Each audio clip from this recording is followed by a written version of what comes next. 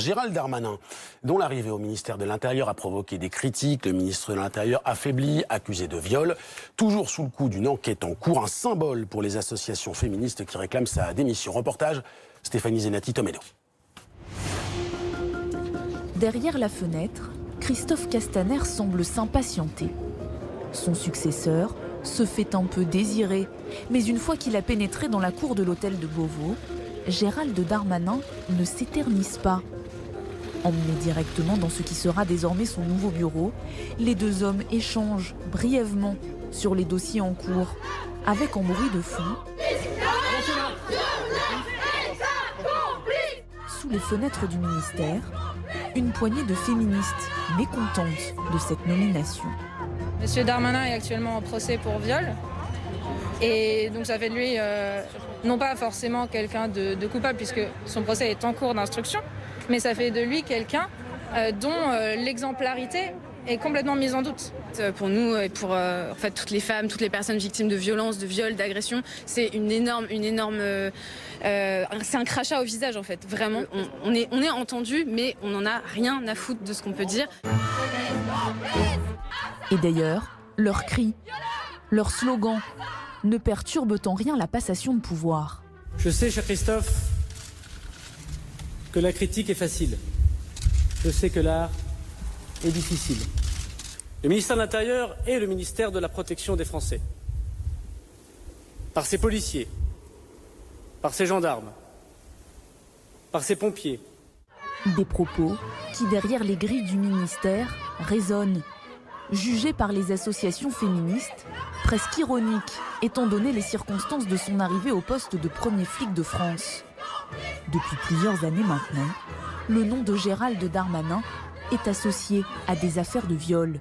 Il y a deux affaires Darmanin. Il y en a un qui a fini en classement sans suite d'une femme qui était habitante de sa ville, dont il est maire, Tourcoing, et qui l'a accusé d'avoir fait pression sur elle contre un logement pour obtenir d'elle des faveurs sexuelles, on va dire.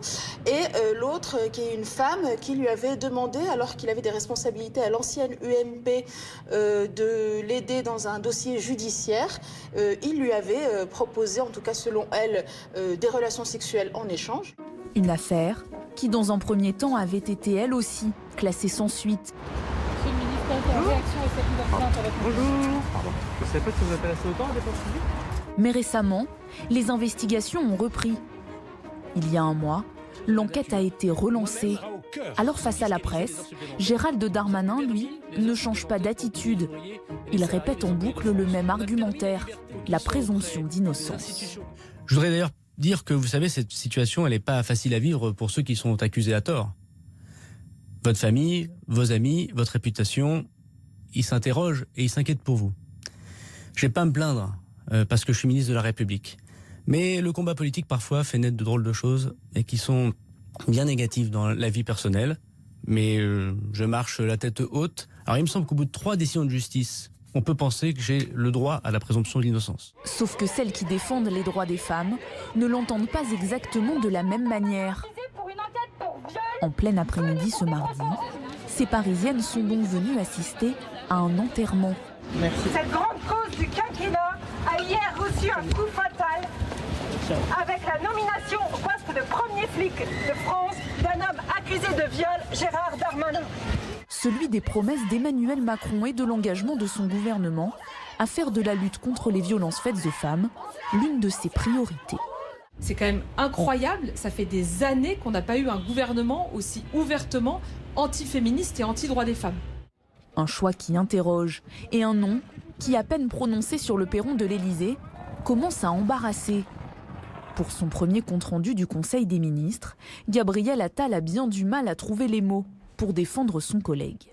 Il y a des investigations, elles se tiennent et c'est normal, on est en état de droit. Mais on ne peut pas aller plus loin que ça en considérant que finalement, parce qu'il y a des investigations, il y aurait une impossibilité à exercer dans un gouvernement. Face aux critiques, le nouveau ministre de l'Intérieur, lui, a choisi l'action. À peine investi, il a enchaîné les déplacements avec 2 visites dans la même journée.